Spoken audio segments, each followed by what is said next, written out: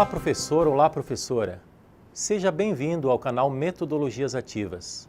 A sua participação é sempre muito especial, pois uma educação inovadora será possível a partir de um trabalho conjunto e estruturado, no qual o papel do professor é essencial. Nesse contexto, as metodologias precisam acompanhar os objetivos pretendidos. Se queremos que os estudantes sejam proativos, precisamos adotar metodologias em que os estudantes se envolvam em atividades cada vez mais criativas e elaboradas. E para falar sobre essas possibilidades, o professor Roberto Junkowski, da Unisul, entrevista o professor José Manuel Moran. Formado em Filosofia e doutor em Comunicação pela Universidade de São Paulo, o professor Moran é referência em estudos sobre metodologias ativas e defende que a aula seja um espaço vivo de trocas, de resultados e de pesquisas. Acompanhe. Olá, nós estamos hoje aqui tendo a honra de receber o professor Moran, que está aqui na nossa universidade, trabalhando conosco dentro do nosso processo de formação docente. E nós vamos conversar especialmente nosso bate-papo sobre as metodologias ativas e que isso nos envolve enquanto professores da Unisul, da nossa universidade.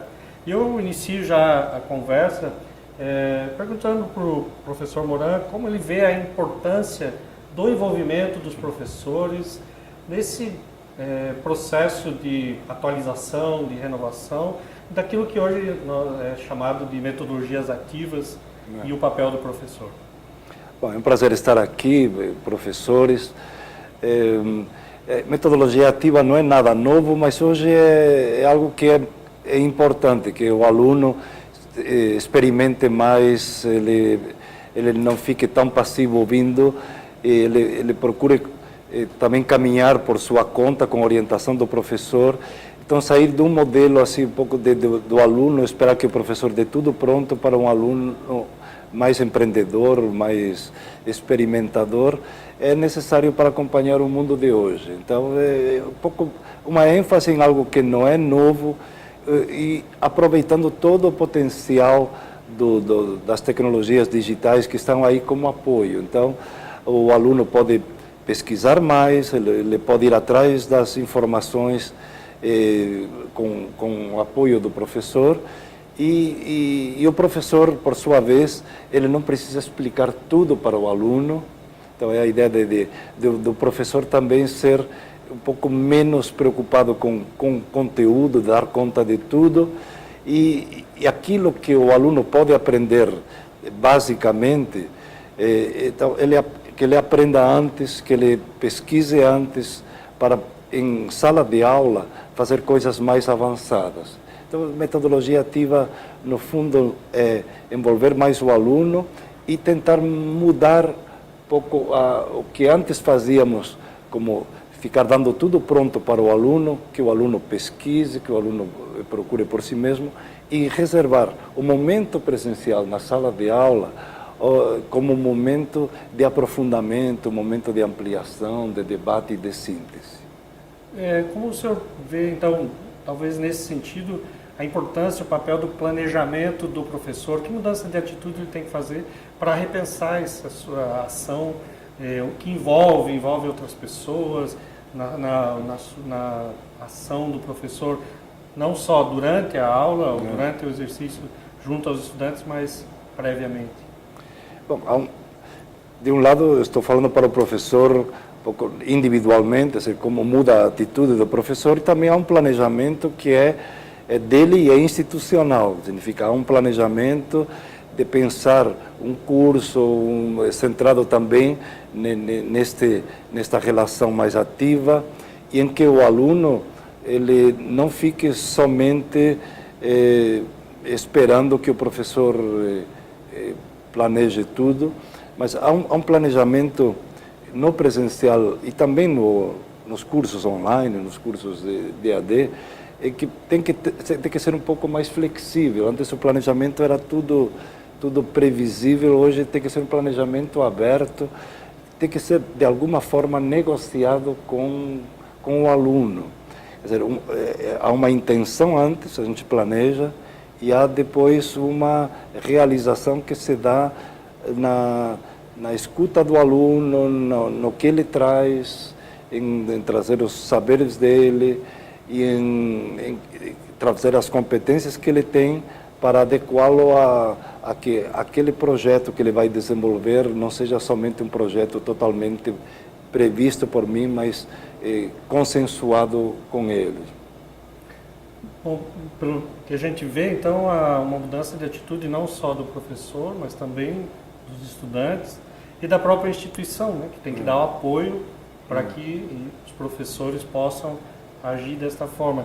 E dentro desse processo hoje formativo, né, nós pensando aqui em cursos superiores, quais seriam o principal foco desse processo formativo? Que no passado era muito centrado no conteúdo, mas na era digital hoje nós temos novas competências, habilidades que é preciso desenvolver e que nem sempre o conteúdo é o mais importante porque ele já está mais à disposição hoje.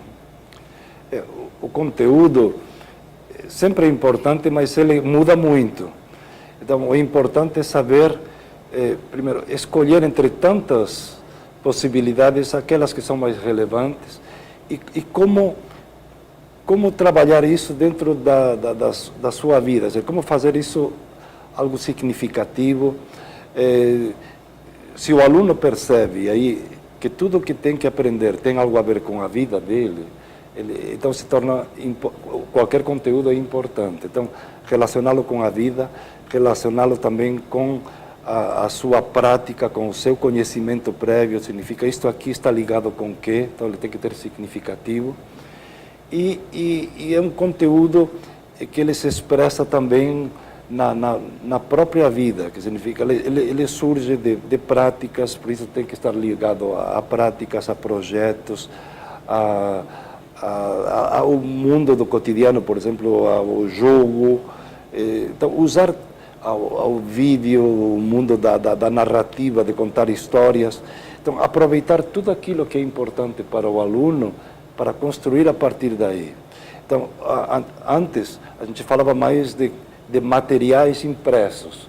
Hoje, nós podemos falar por exemplo, de vídeos como meio de comunicação imediata com esse aluno. Então, o conteúdo em vídeo, ele é um elemento-chave da comunicação com esse aluno, tanto para ele assistir como para ele produzir, e para, a partir do vídeo, ir introduzindo os materiais que nós consideramos mais amplos, quer dizer, de reflexão, de produção. Então, é necessário um diálogo com o vídeo, com a construção de histórias, com o jogo como um elemento dinamizador. Então, diversificar essas técnicas para tornar mais atrativo a discussão, a análise, a síntese e, ao mesmo tempo, é um grande desafio. Você me falou de planejamento antes. É planejar algo que é previsível, que tem um tempo limitado, com percursos que são mais flexíveis, que o aluno possa fazer algumas atividades antes ou depois do que o seu colega, e ao mesmo tempo que a gente consiga que o aluno aprenda também junto com o colega, quer dizer, que nem toda a tarefa hoje é do professor, mas é também do aluno ensinando o aluno aprendendo com seu colega, então aprendendo sozinho, aprendendo junto, aprendendo em grupo. Não é fácil, isso para o professor significa uma aprendizagem diferente do que ele tinha. Antes ele se centrava no conteúdo, hoje ele se centra na aprendizagem significativa de cada aluno, individualmente e a partir de projetos de grupo. É uma outra lógica. Acho que esse é um dos principais desafios nossos, talvez, é também trabalhar mais coletivamente com esses diferentes personagens que fazem parte, né, do processo de ensino-aprendizagem, não só professor e aluno. Acho que, penso que a nossa conversa aqui poderia ir longe, né?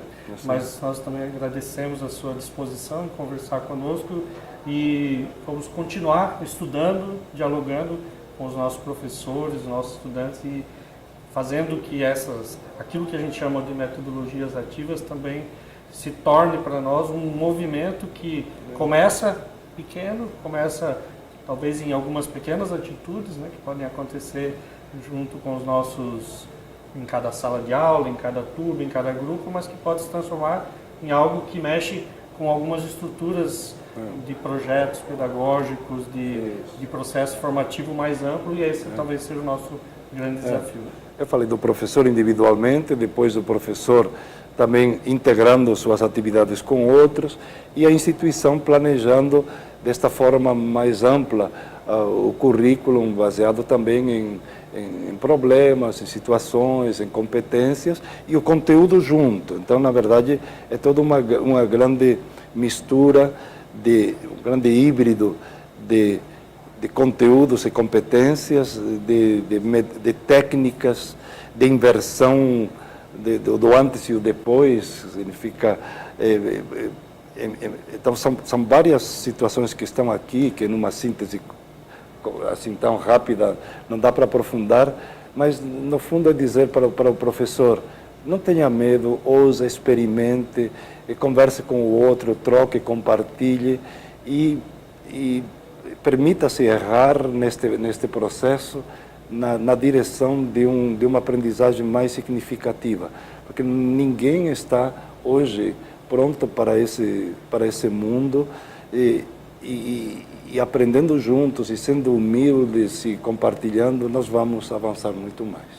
Tá certo. Muito obrigado. Obrigado. Encerramos assim a nossa conversa com o professor Moran. Muito obrigado. Agradecemos ao professor Roberto, ao professor Moran e especialmente a você que nos acompanhou. Compartilhe, curta, comente e envie também a sua experiência para nós. Venha participar.